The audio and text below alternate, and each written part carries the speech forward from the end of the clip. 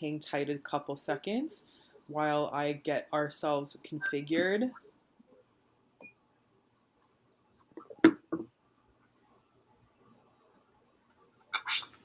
I'm texting some people. I'm like, go see us on Twitch.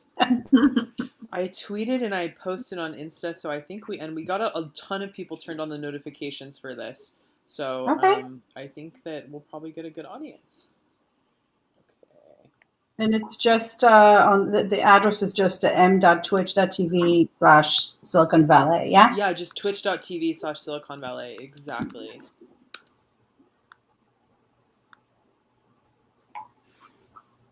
Okay.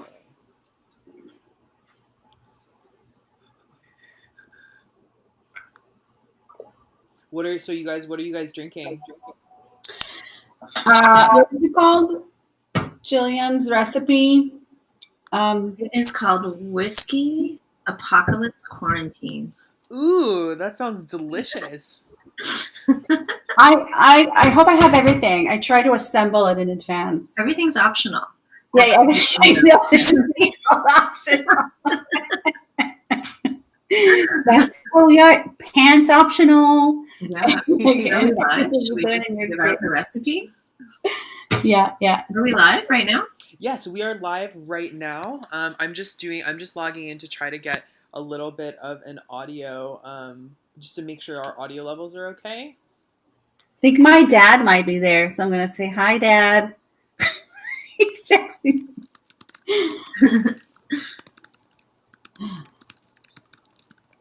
Okay. Where's your dad, Telly? My dad's in Tel Aviv. I need to speak with them this morning. Yeah, let me actually check. I think I have.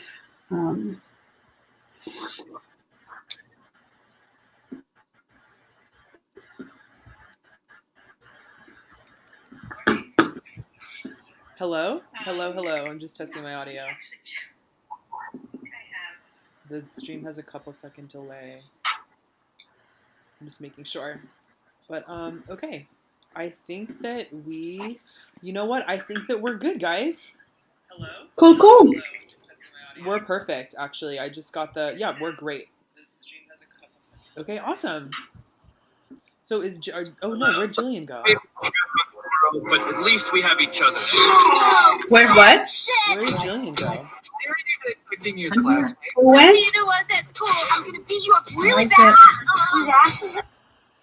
Okay. What did you say? Where'd Jillian go? Is she still here? I see her. Yeah. Jillian? I'm here. Oh, she's here. For whatever reason, I don't see her on my side. Oh, there you go. She's back. Awesome. Cool. So, without further ado, I think we should probably get started. Right now, but you want to order wings for big. Okay. So, okay, cool. So, thank you everybody for tuning in, for bearing with us a couple of minutes while I got our audio all situated. My name is Wade Wallerstein, and I am the founder and director of Silicon Valley. I'm really excited to have here with me the amazing Jillian McDonald and Lovid herself. And today is a BYO Whiskey virtual studio visit, so I'm going to hop off in a couple seconds and let the gals go ahead and share some, of their practice and some of their inside views of their home studios during this quarantine time. I just want to let everybody know that we are accepting donations for our online exhibition, Well Now, What the Fuck? Any donations that we receive today will go directly to the artists who are participating right now in this live chat. And I'm going to go ahead and drop that link in the Twitch chat. So please go ahead if you can and throw us a couple bucks, because it really helps us to, support artists during this really crazy time for creative people all over the world. Yeah, cool. Thank you guys for being here. And with that note, I'm going to turn it over to Tolly and to Jillian. How are you guys doing today? How are you feeling? Thanks, Wade. Thank you. We're good. I think we're going to start with the ceremonial. We're going to mix our drinks to start.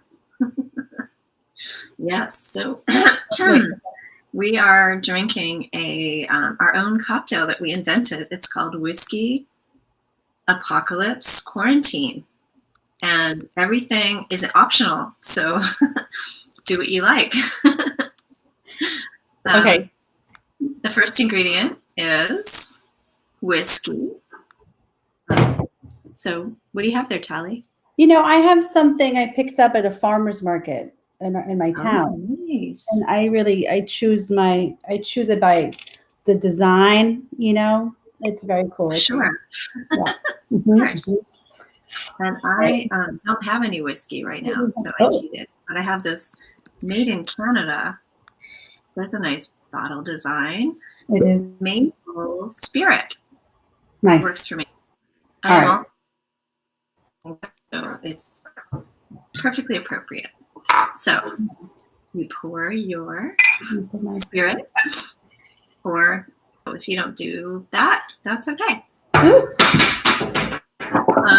The next ingredient, I don't have the recipe in front of me, so I'm just going to what it is. Did you powder? Put powder. I ginger elixir that has in it. I just took chunks. I'm just gonna put a chunk of ginger in. Yeah, great. Great. I missed a lot more. Ooh, that smells good. The next ingredient is honey. Okay. Honey. Mm-hmm. Wade, you're in San Francisco area, Jillian?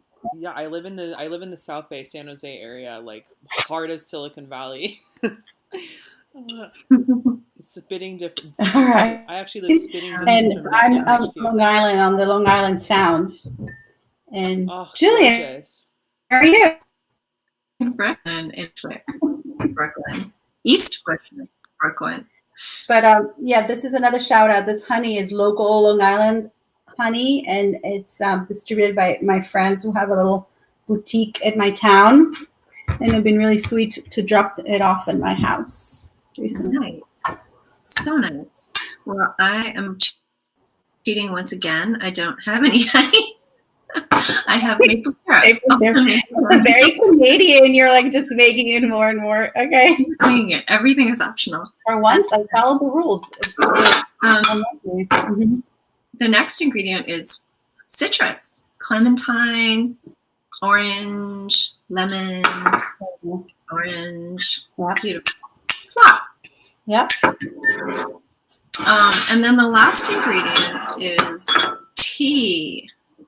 Because of the apocalypse quarantine, you have to keep one eye open. Also, because it's 2 p.m. in New York. What? We're not. We have a long day ahead, so I like it as a metaphor. And totally. I might put more tea. Yeah, I'm gonna put some more tea too. You know what? Honestly, it's really chilly here today. So yeah. The tea is a revolutionary addition. I make whiskey add black tea. Genius.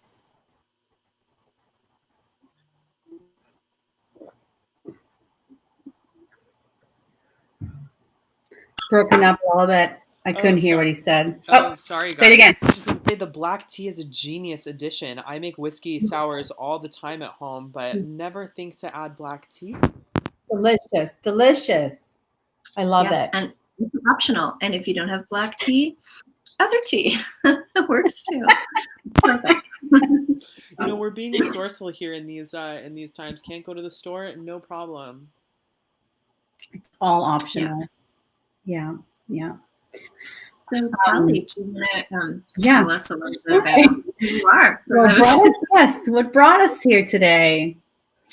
I guess thanks for Wade and Lorna and Faith and Kalani, everyone involved in the exhibition. We're super excited to be part of it.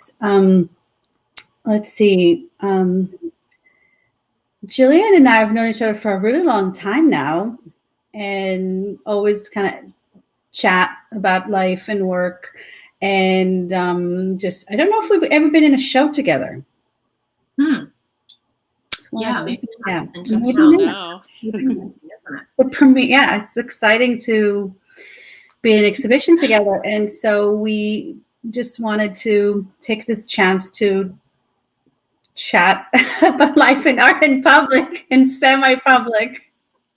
Yeah. How did you guys About meet this each other? because we had no idea if How did- anyone could do that, so that's Yeah. kind of fun. So actually, we met each other. I think the first time I remember meeting you was when we were giving a talk at Pace, and your daughter was a newborn. She was maybe like a month old. So we also have that in common. We're both we're moms, we're parents as well. So, and our kids actually get along. So that's nice. And yeah, so am I missing something about our history? I guess, yeah, Jillian, you've been at Pace for a long time. Yeah. I'm on sabbatical this year. A funny year to be on sabbatical. That is supposed to be a research time.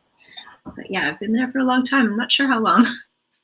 For a long time. Certainly longer even than when you came to talk. So I used to curate a digital gallery at Pace, and I'm actually just starting it up again, as Tali knows, because we showed her work, Lovid's work in the fall of 2019. Since 2000, a short break between about 2013 and 2014 and 2019, and now we're back on again. And other things there, some animation. Yeah. So in the exhibition, I have a small piece at the clusterfuck closet. Is that what it's called? Let's see. Yeah, the clusterfuck closet. And where is your pieces in the art fair piece, the art fair room? I'm going to open that as well. So do you want to talk about, should you want me to start talking about my exhibition?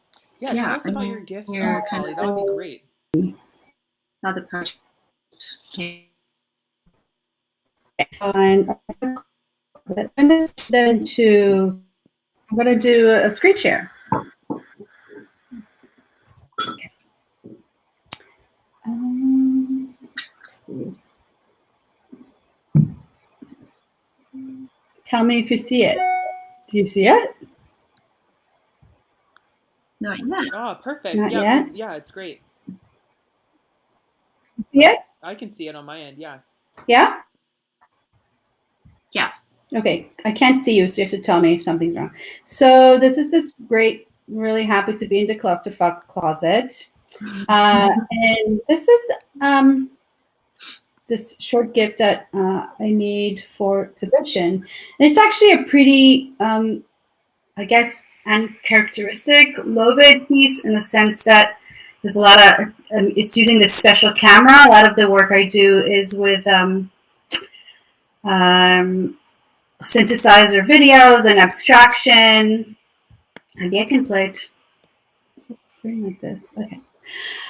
So I'm going to just quickly, for just a couple minutes, talk a little bit about the origin of this work. Guys, if I go to this tab, do you still see it or no? No. Yes. Yes. Wait, do you see this tab? What do you see now? Your gift. Okay, the same thing. Okay. So I'm going to have to switch to, sorry, I'm just learning how to use this. Oh, okay. So now, okay, this tab. All right, now you see this, right?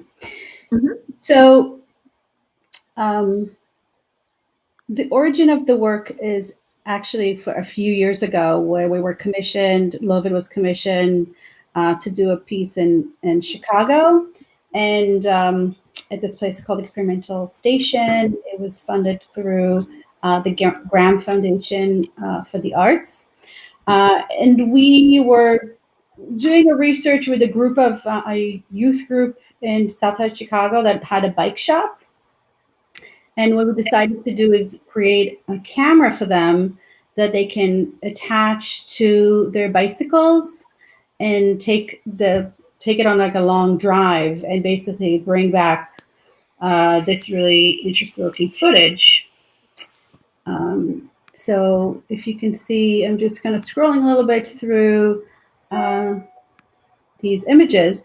And what the camera does is it operates in a sense like kind of like a stop motion, but instead of taking individual pieces, it does built-in software made by Douglas Lopetto that makes it as like a collages it in real time. So we have these very long panorama with these kind of glitching, repeating moments. And so that was like a few years ago. And you can kind of see just like these cool things that happen with it. The way it repeats things. It's like a short video. I can play that for a little bit. I can just scroll through it. If not, never mind. And then I edit it into like a single channel piece that's very long and kind of slow.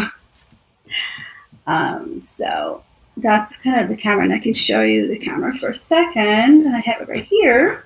So this is the camera. And yeah, you know, I can, the cool thing about it doesn't have a viewfinder. Julian, you see? Have I shown this to you? No. Yeah, it's really cool. So Douglas really designed it so we can mount it on a bicycle. And so originally I wanted something that would be like a scan, you know, I had this idea of like, you know, when you take like a scanner and you move your arm or something and it distorts it. I just, the ride in a way that wasn't just video or photography, but had a kind of a sense of place. So yeah, it's been really amazing. And so,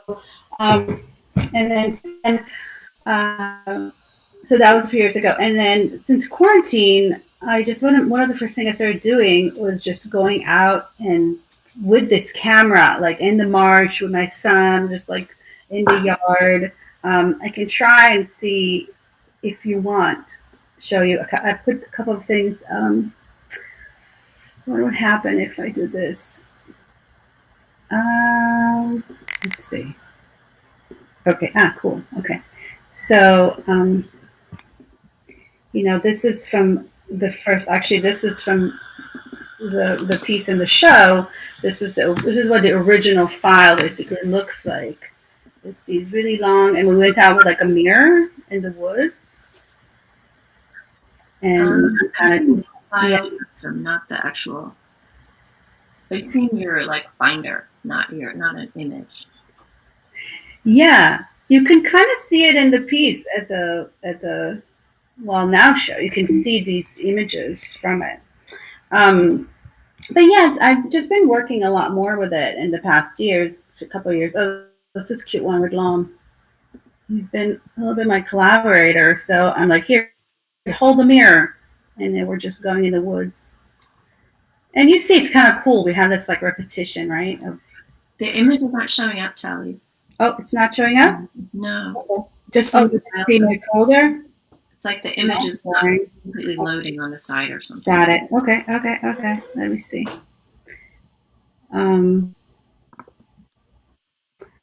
Do you want to, well, I can try to do this. Do you want to see one more time? We're going to have a weird effect. Yeah, maybe just open the How about this? Is this better? Oh, nice. I love that. Yeah, we have a good feedback. Can you see the image of Lom walking in the woods? Nope. No? Nope. Okay, so we're having a glitch that I cannot do anything about at this point. I think it's because of the voice. That's okay. I think I just don't know how to share something from my screen, but maybe you'll be luckier to do it than me. So that's pretty much it. And if I can't show them, I'll try to figure out. If you figure out how to show something from your Finder, then I will try it afterwards. I will try. Can you?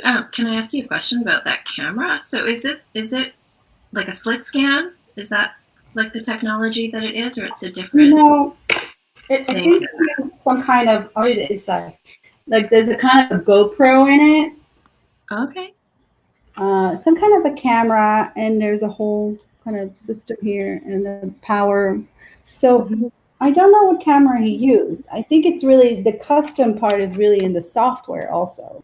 You know, right. It's the camera repurposed from some previous. It's pretty like low res, but the way the software works, and I've been now that I'm working with it more, Um, I'm starting to kind of, even though it was a viewfinder, I'm working on a much larger piece, playing with like light and different things that affect it. I'm learning how to use it as a kind of almost like a performance, like a part of your body, because you can't like look and see, and you can't stop and stop and start it. You have to like go on your mission and kind of collect your footage at the end of it. It's like a tedious process. It's not, so that's kind of fun.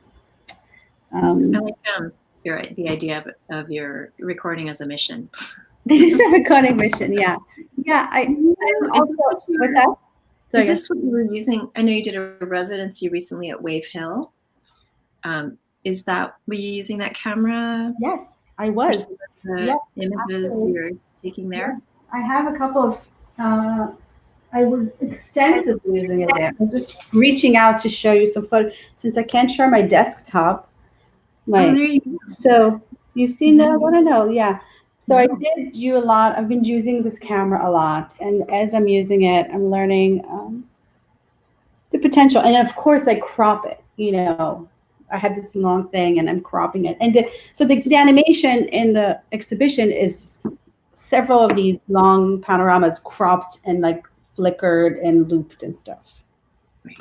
Yeah. But I don't know. Maybe we can go back to the idea of like under quarantine life. Maybe you're in a very different place. But for me, it's a lot about working small and kind of immediate, kind of one day adventure rather than like long things. But I know you're maybe doing something else. Yeah. So it's hard to think about the future when we don't know what's going on. So yeah, that's that.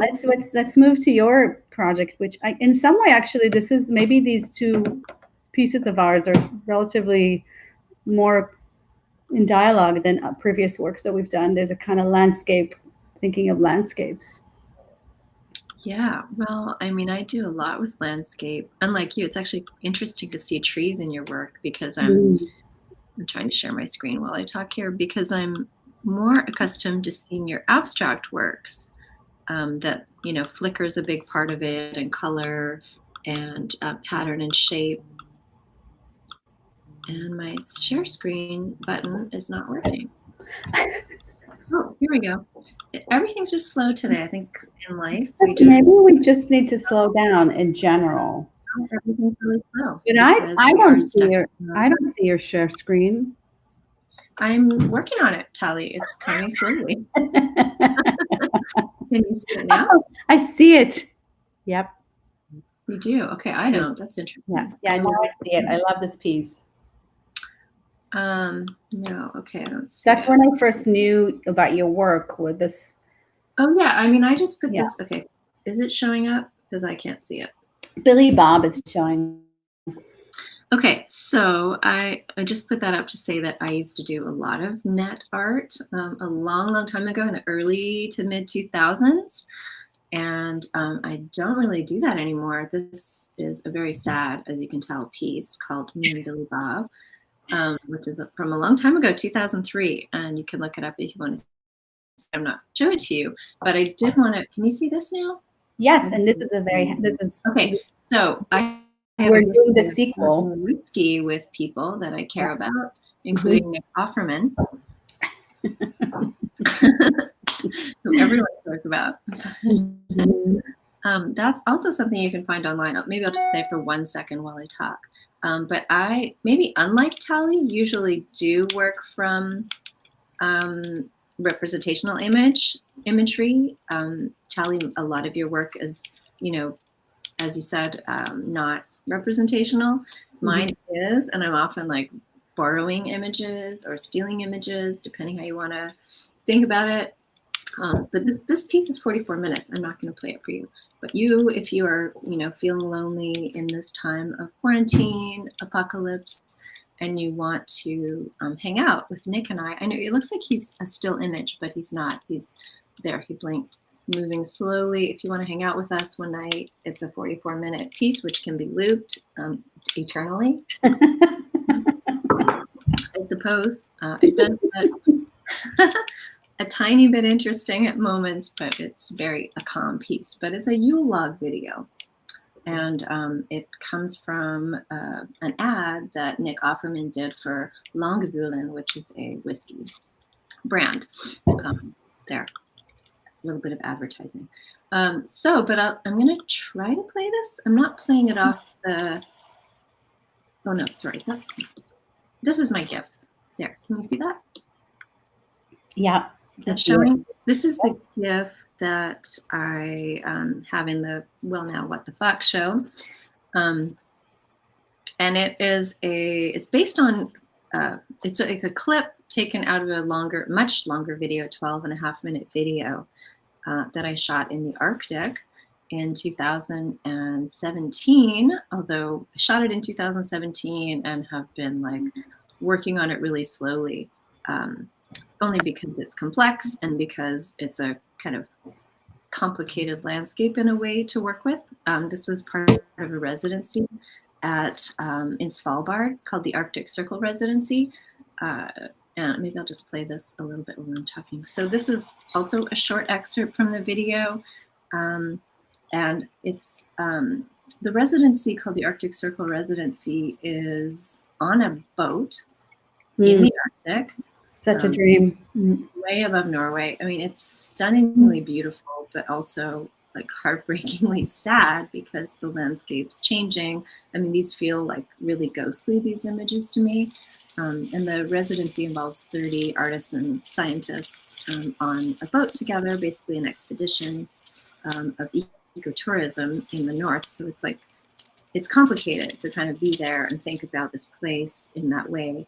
And a lot of the artists that I know who went and writers and other people who went have talked more recently about like taking a really long time with the imagery to figure out what to do with it. You know, we all kind of shot the same stuff. We were all in the same places together. It's a very kind of organized project where you land together in a landscape, and then you go back on the boat, and then you land together. So you have kind of a limited view in a way. So then you take all these images home, and what do you do with that? So for many of us, I think it's been a process of like trying to figure out what we want to do with this or say with this imagery. And for me, I mean, it's gorgeous, it's sad, but my way of working is like inserting some kind of humor or absurdity and little moments that are sometimes animation, sometimes live performance, if you will. Sometimes, you know, here we're seeing some glitch happening to the glacier. So lots of kind of manipulation of the footage. And then also moments where there's no manipulation and it's just a juxtaposition. So this is a 2-channel video that's playing right. I just finished it at the end of February and opened a show, a 3-person show with Marigold Santos from Canada and Barbara Friedman from New York. At 5 Miles in Brooklyn, but it immediately had to kind of close doors. As we all know, this is happening right now. Anyway, the gift that I made. I just want to say, can I interrupt you for a second? Just an observation.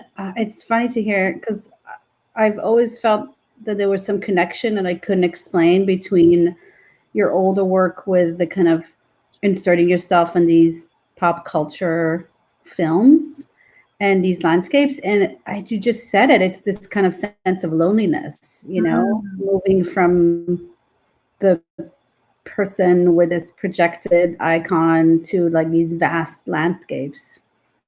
Yeah. That's interesting. I mean, I don't feel lonely at all. So. No, I know. I'm humor. Actually, it's like both together. It's like a sense of loneliness with a lot of humor and humanity. No, I think you just capture it in a really beautiful way, and a funny way too. You see the humor in it. Yeah. Thank you. You're really chopped up. I see you a little bit on delay. I'm sorry. There's a delay. I know. Tully. Wait, I have a question. And so I didn't mean to interrupt you before because you were going to show. So you took part of this film and made it into a GIF, right? Yes. And yeah, so the GIF for the exhibition. I'm like super delayed here as far as I can tell. Choppy. The landscape, which is a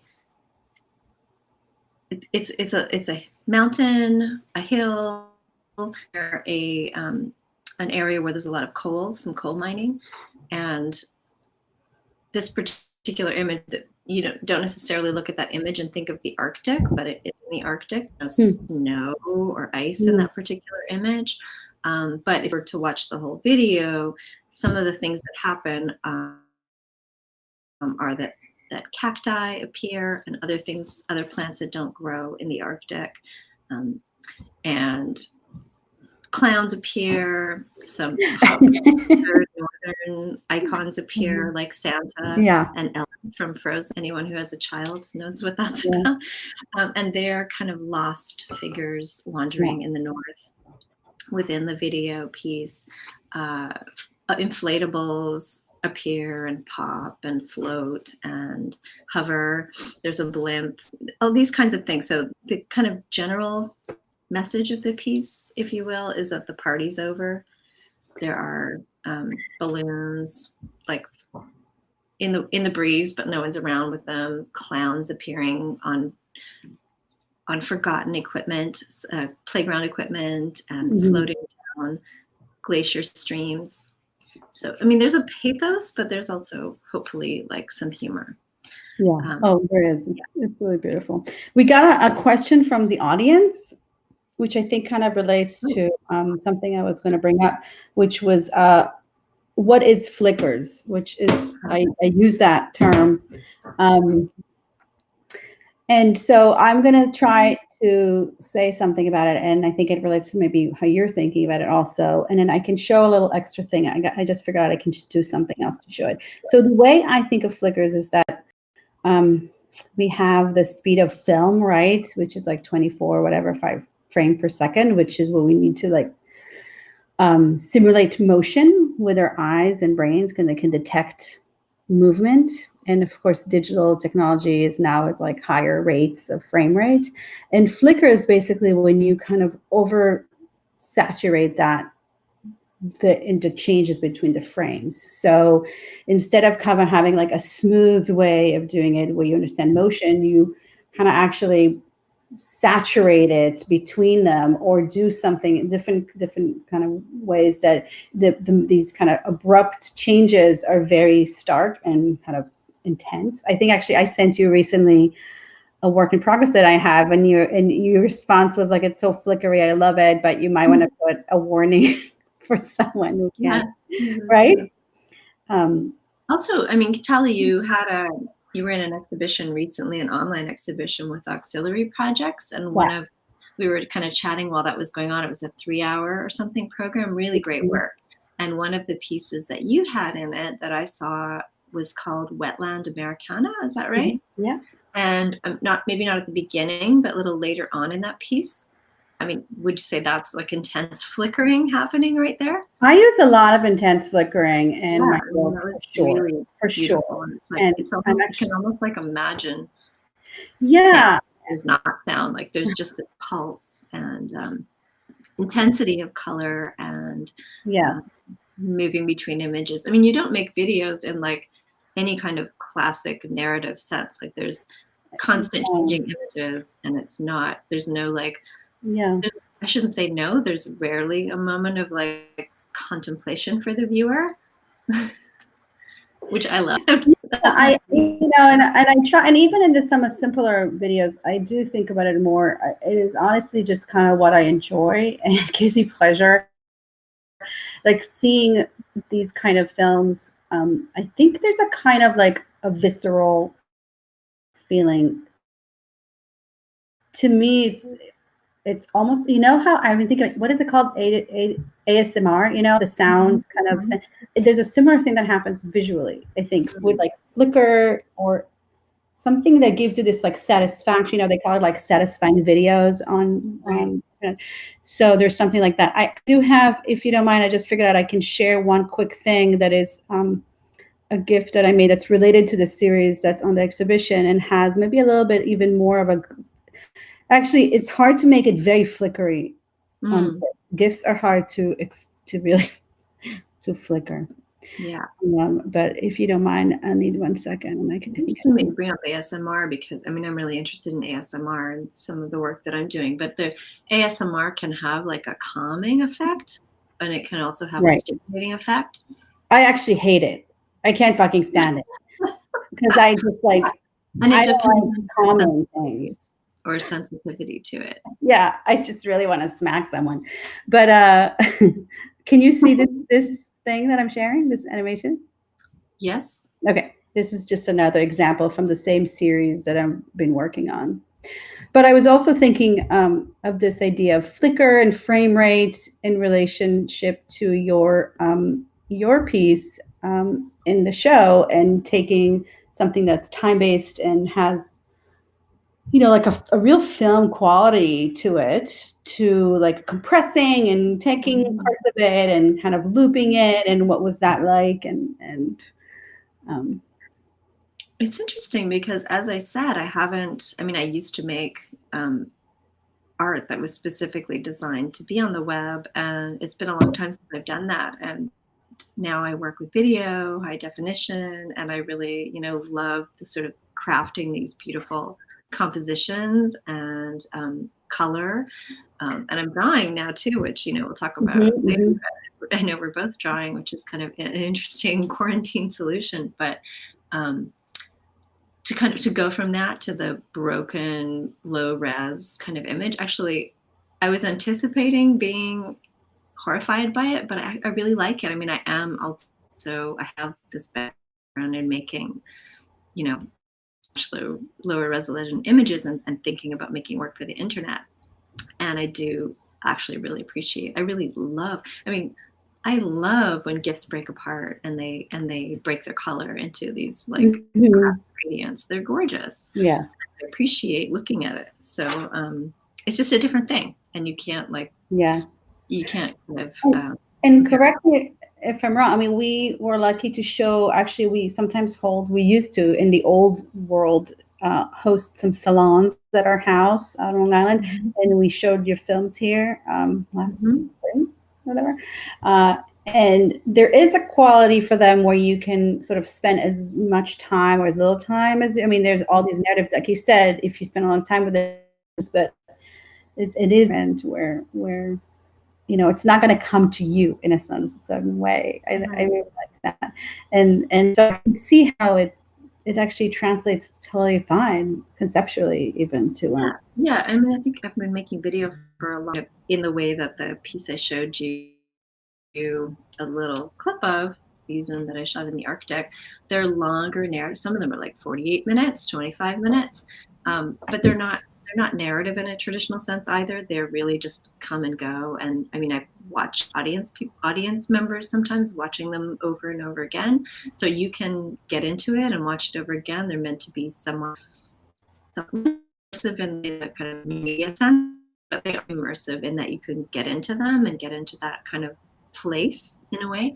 But you can also just walk in and watch for a GIF moment, and just there are and you can watch for a minute or watch for a second, and that's fine too. Yeah, no, I really like that. And I think a lot about my work in that way. And we got a little comment from Faith, who says she's been thinking about, I've been thinking about these same things, hands and landscape, touching, ASMR, working on something like this too. Can't wait to see it. But also, it's this idea of us being, kind of backgrounds in film or video or photography, and coming of age as artists in some way in the early internet age, and how that might affect our approach to filmmaking and video. I think that's also something I haven't thought of until a few minutes ago. Yeah. I'm also reading Faith's comment. I wish I could quickly find it, but I can't. But I have this video. So I'm actually supposed to be in residence right now on not Long Island, Rhode Island. It's the whiskey talking. Governor's Island. I'm doing this LMC residency on Governor's Island, which is beautiful. I mean, I love it there. I'm just absolutely heartbroken that I can't go anymore. But one of the things that I was working on there, no, I can't find it quickly enough, but is I'm like, and I've started it in Scotland last summer, where I am like stroking moss, like little close-ups of moss. They're like little pets, just like hands on moss, and it's very sensual. And I think it's very erotic. It may be like, it may also be totally cheesy and stupid, and I'm all for that. That's great too. But it's like kind of, it is kind of ASMR too, because it's just the sound of like the little crunchiness or the squishiness, and it's just hands. And anyway, that's for I thought that. And at some point we were like, I was in residency at Wave Hill earlier in the year, and we were like, let's do a collaboration. I was just like making out plants. I totally did it. I'm still completely up for that. As you know, Tally, you have a lot of plants. I'm like, I've become very good at keeping them alive. Yeah. This time in my life, and thankfully at this moment in our lives and the world, I have it's like slightly a problem. But yeah, like we have to do a collaboration where we're making it with plants. Yes, and I'm going to try to find this. Actually, let's see if I can show you something. This is a new project, the part of this series, but I was in my garden the other day. Let's see. I don't know if I can do it. Say something interesting for a minute while I try to figure this out. But I'm just going to see if I can. What? After you find it, I want to ask you what you're doing right now, because yeah, I know you're working with your camera a little bit, but I know you're also making drawings that are somewhat based on your video, your video sensibility or your video stills. Yes, I'm going to show it to you after I show you this amazing photo of. Do you mind if I show this one last image? No. Okay, let's see if I can go there. Okay. Can you see it? Nope, not yet. You don't see it? Okay, you can't see it. Sorry I distracted you. But I see it now. Oh, you see it? Did you see that crazy little mushroom growing in the moss? Yes. That's great. Yeah, that's all I wanted to share with that one. But yeah, so okay, so let's talk about what we're up to now. I know. Why don't you start, because you so you are actually. So you were supposed to be in residency. Are they delaying it? Are they pushing it back or anything like that? I mean, nobody knows. They've been really communicative, which is great. It's the Lower Manhattan Cultural Council, and the residency is meant to go until the fall. But let's see what happens. You know, we don't have access right now to the ferries and to the island, even though it's like perfect residency to be social distancing at, because you know there's only usually 2 or 3 people there in a massive space. But yeah, not going. So are you treating your time now like a residency? You're taking it because you don't have any teaching responsibility semester, so it seems like you're working a lot. So tell us a little bit what you work. Tell me. Yeah, well, I was meant to be working on I have a couple of other residencies that are shorter, far away residencies that got postponed, and one got probably canceled, but we'll see. And then personal trips too that I had just planned to be shooting, because I mean my work now is like the Arctic project I showed for a second. I go somewhere, usually to some kind of remote landscape location, and film and work either with local actors that I find, or just work with nature itself, and then I come back and I edit for a long time and manipulate that footage in any way. But I can't do that right now. And I've just been kind of taking it as it comes, one day at a time. I have been drawing though. Yes. Somewhat of a drawing practice. If I can just share a screen. Show some stuff. Second. I've been drawing. And the drawings are related to your landscape projects, yeah? My what? Your drawings are related to the landscape series. They are, yeah. Wait, sorry, I'm having. Share screen. So yeah, the drawings are related to the landscape, and I haven't been drawing for a long time. I used to draw, but I've started drawing again recently as kind of, I mean, I'm not drawing the same thing as the videos necessarily, but I'm making drawings that are kind of companion and not like a side note to the video, but their own, kind of with their own weight related to the video pieces that I'm making. So this, I'm not sure if that's working. Yes, working. Are you seeing that? Yeah. Okay, so this, oops, oh shit, I didn't mean to do that. No, not that. Okay, what am I sharing right now? I could see some kind of ice, like I actually can't tell. I mean, I can tell the imageries of kind of shattered ice, or like an ice. Like, is it a drawing though? It Yeah, is it's a drawing. Okay. Arctic Dreams 7. Yeah, sorry. Trouble. Okay. Yes. So these are kind of like negative space drawings. I'm like drawing on the space around the ice. So these are kind of they're based on photographs and, or depending on the particular drawing, memories of being in the Arctic. And I've done like a few projects in the Arctic, but they are pencil crayon on paper and watercolor on paper drawings. Here's just an installation view. So these are. I don't see. I'm still. Well, whatever. Do what you need to do. Okay, whatever. You're saying whatever you're doing. It's fine. Can you bring that big one that we were looking at the other day? Well, I don't have one of those are in a show right now that I can't even get to. Yeah. But what so forget the ice. That was a thing, and I did that. That's done. No, And it's great. I just can't see. I'm like stuck on that one image. Yeah. So what I'm doing now, those are like, that's a past thing. Are you back on me yet? Yes. Yes. So what I'm doing now, and I think I'm going to try to actually like physically show this to you. What I'm doing now is making, can you see that?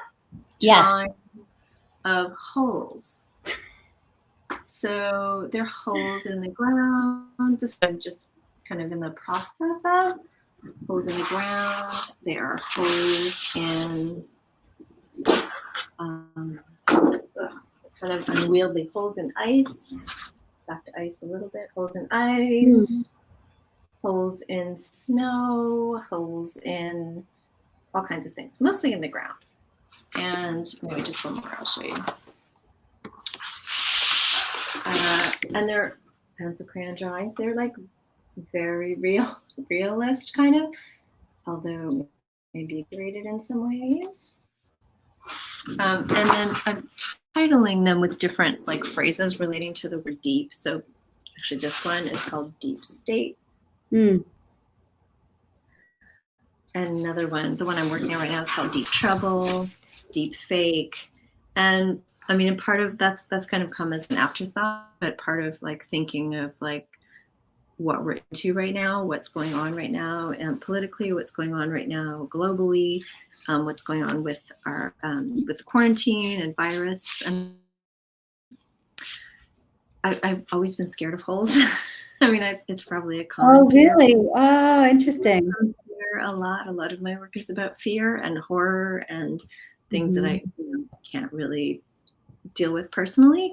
But so thinking about like being stuck in a hole, falling down a hole, and so being trapped, claustrophobic, caves, that kind of thing. So that's what I'm thinking with the holes. So I mean, it wasn't planned this way, but it feels now that I'm like fully into it.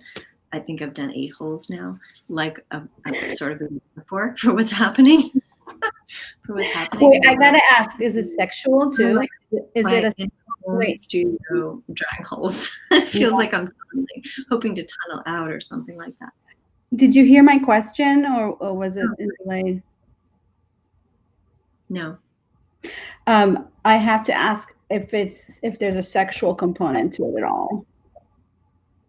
Oh, well, I mean, that's kind of natural. Yeah, I mean, not intentionally, but you can't avoid that. Well, You that's know? what I was asking, if it was intentional or not. It's not intentional. It's not intentional, but then like I look at this one Yeah.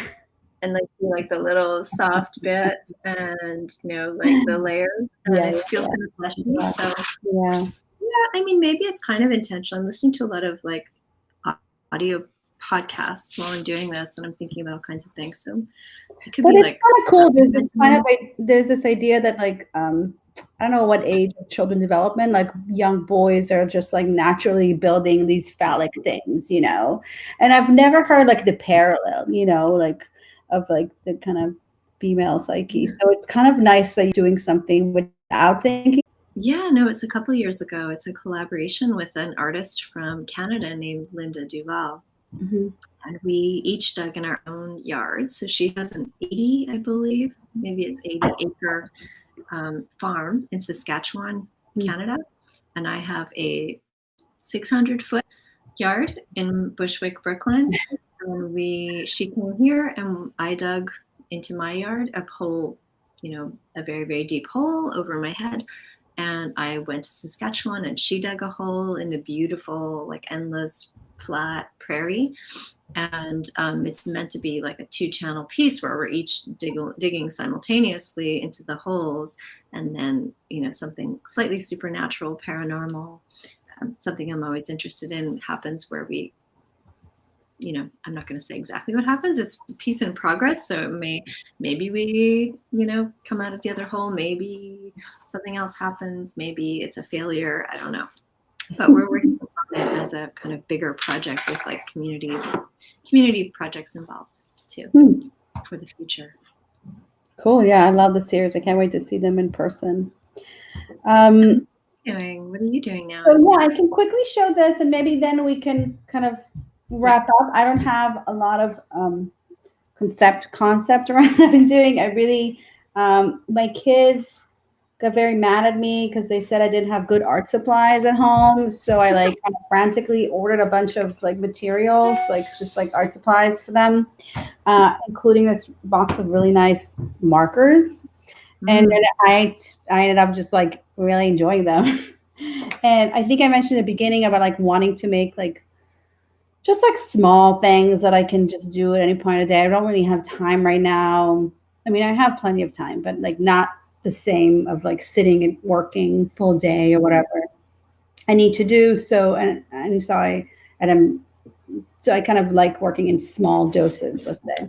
So I've been and honestly, something I've been doing for years. This is kind of what a lot of my videos look like often. Whoa. And I do this a lot. Like I like draw video a lot. Like it's not the first time I draw my own video. I just don't have inspiration for anything else. I don't really know how to draw anything else. So I kind of sit down and I draw them. And so I kind of sit with both images. And I've been drawing them. It's the first time I've been doing it with markers and in this kind of scale of paper. It's just been really fun. Really fun to do, like this one. So, I mean, I guess what I can say about it, and I mean, obviously I could talk more about it. There is kind of this idea. So this is the video and this is the drawing, you see? Yeah. I guess to me, it's kind of like a weird, almost like a code that I need. Like I made this video. I have all this history with it. Like it's a long process. And then there's this image and you're like, well, how am I gonna, I don't want to like make something look exactly like this. I'm not very good technically drawing, but I'm trying to figure out, well, what can I do sort of quickly to capture it, How can I kind of capture the essence of this very particular image? I mean, a lot of people recognize this right away as like analog video, well, a lot of people in my world. And so I'm trying to think of like, how do I kind of what's the quickest, what's the kind of code to figure this out in a way that simplifies it and still captures what it is. So yeah, I mean, I've done a lot of these works done and I incorporate in textile and other things, but this is my quarantine drawing project. So yeah. They're wonderful. Yeah, it's been really fun. Sort of meditative, like with the line and the color. Like you could do them anywhere in front of like Netflix or in your backyard. Exactly. And my family loves to play poker, and I don't enjoy playing a lot of competitive games. So I can like still be in the room with them and just like draw, like, and it's also just repetition, just the same greens. It's not like anyway. So it's and at some point I feel like I need it for my well being, to make something. So that's pretty much it. I don't know if we have. Oh, sorry. No else is. Shall we just I don't know if anyone's out there, if anyone has any questions. Well, I think we can. Yeah, sorry, I'm like at the same time managing my like phone to see if there's any text, but I think we can wrap it up. Did you finish your drink? Because I did. No, I didn't, but I'm getting there. I did, but I didn't put a lot of. It was a lot of tea. I'm not gonna lie. It was a lot of tea. And is there anything else that you have coming up? Yeah, I mean, I have a residency that, as long as the world is opening up, we don't know, in the fall, I'll be going to Anderson Ranch in the fall to be a visiting artist there in November. It was supposed to be in the summer, but I like the idea of going in the fall. I'm drawn to cold. So, yeah, well, who knows? We'll see. And the double hole project I mentioned, Linda Duval and I are speaking with a gallery in Canada. I mean, I don't want to mention it yet because it hasn't been announced or anything, but it's happening in the summer next year. So again, like, who knows if anything is going to happen in the future. I'm like very practical, and I feel like one day at a time. We'll see. Yeah, one day at a time. That's how we manage. Well, that's exciting. I can tell you, I don't think we have any more questions, so we can wrap it up. I try to do it. Have you done Instagram Live before? I haven't, no. I have a studio visit I'm doing next week on Tuesday on Instagram, and I was trying to like do a test of it today, and I was so terrified I couldn't press that button. How do people do it? I don't know how I can do it. I'm going to have you jump in and get used to it. Jump in and get used to it. So I'm going to do that on Tuesday and see how that goes. Yeah. Cool. All right. Let's see. Wade is back. I'm back. Thought I would just pop in at the end and say thank you so much for this really interesting insight into both of your studio practices. I actually have a question that I wanted to pose to you guys before we kind of close out. I was wondering, you guys talked about, different kinds of things that you've been doing to kind of stay sane during this time. And both of you have practices that are super multimedia that range a number of different, kinds of material worlds. And so I'm wondering, what kind of advice can you give for artists who are at home kind of stuck with limited resources to kind of get out of this place of stagnation and stay sane, stay creative, and kind of stay connected to their practice? Do you want to go, Jillian? Yeah, I don't know if there's any recipe. I think you just have to do something. Read, research, write, learn something new. I mean, or just watch a lot of TV. I've been watching a ton of TV, and it makes me feel really sane. Every day I watch something. I mean, I like, complicated, like terrifying narratives. So I watch that stuff. And normally it makes me feel really escapist. Now it makes me feel like, oh yeah, I get that. But I don't know. I don't think there's any pressure to make anything right now. And maybe it's just a time of like being fertile and thinking about what's going to happen next, reading, doing something you wouldn't ordinarily do, going outside in tiny increments if you can, finding inspiration somewhere. Yeah, I think I kind of operate actually differently than that. And I think if I forget if I don't have a project due, sometimes I forget how important it is for me to make work. because I don't prioritize it if I don't have a deadline. And so things kind of like didn't quite cancel, but just were halted right as this thing happened. And so it took me a couple of weeks to be like, wait, this is something that I need because this is how I process reality, not necessarily always verbally, but this is how I cope.